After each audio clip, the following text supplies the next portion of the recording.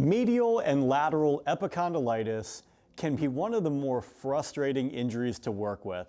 I often find myself with some individuals going through these injuries where you have a lot of ideas of things that you want to do, they just can't tolerate any of it. And then you find your sessions turning into being very passive sessions where maybe you're stuck doing more manual therapy than you would like, you're using more modalities than you're used to doing, and you're having a hard time progressing the strength training, which you've communicated to them is a very crucial part of their rehab, but you can't progress it to as much as you would like because they're having a hard time tolerating it. Oftentimes just gripping anything is hard for them to do. Or if you're having them move any free weights, dumbbells, kettlebells, any subtle perturbation into flexion or extension or pronation or supination with any sort of resistance starts to flare up the medial or the lateral elbow.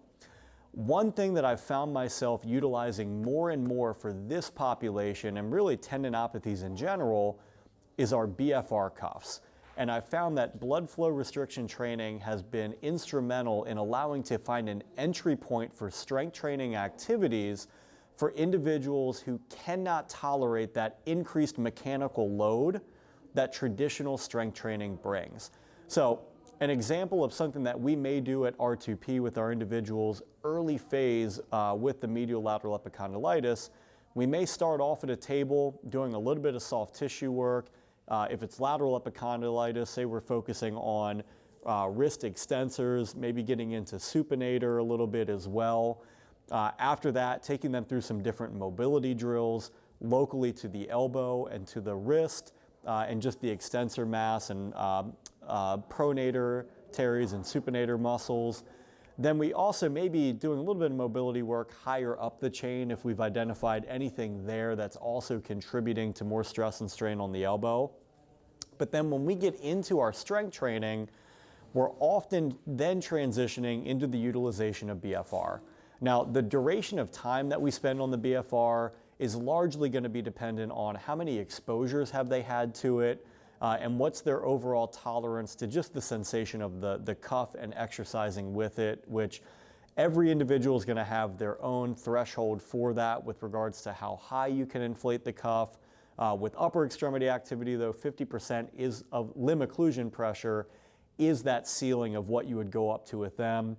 But it's common that we will start at a lower percentage when we introduce the BFR and then work up session by session to that full 50% for them to acclimate to what that feels like. Typically, with the BFR, though, we will not do less than 8 minutes, but we won't do longer than 15 minutes.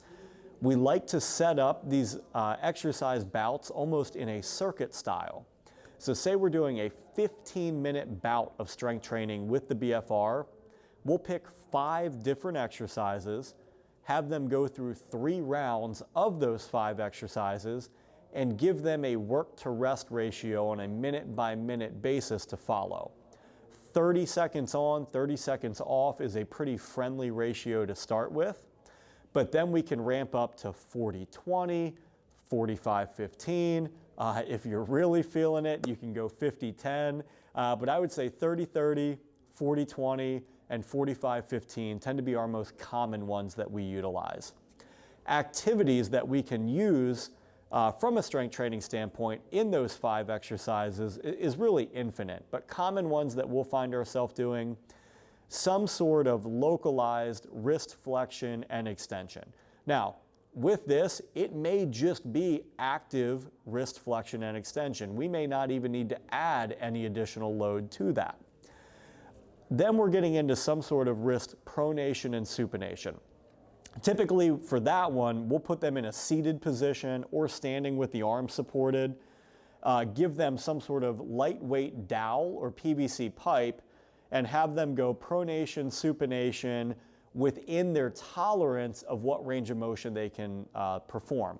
If you're using a dowel, it often serves a nice visual to try to have them get that dowel parallel to the ground in supination and then parallel to the ground in pronation.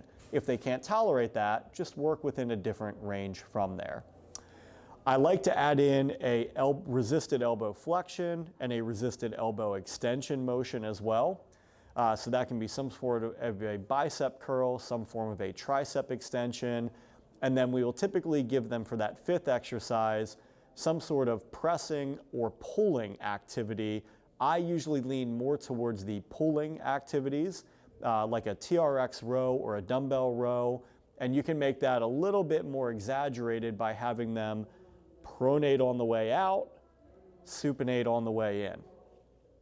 With the BFR, we will typically do a 4-week protocol with that, twice a week for 4 weeks, so they get 8 total sessions of BFR training, starting mostly with just active range of motions in your circuit, progressing to more resisted activities as part of the circuit.